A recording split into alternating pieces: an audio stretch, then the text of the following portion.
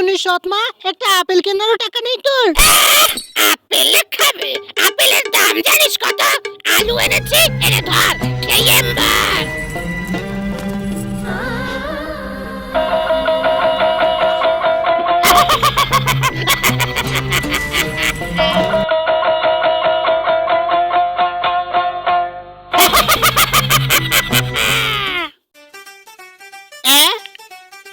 সুন্দরী ভাইয়া,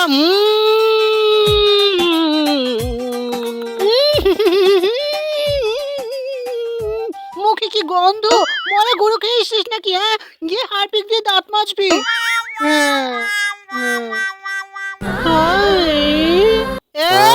তুই এখনো মরিসনি? আমার 30 টাকা দামের আলু চলে গেল গো।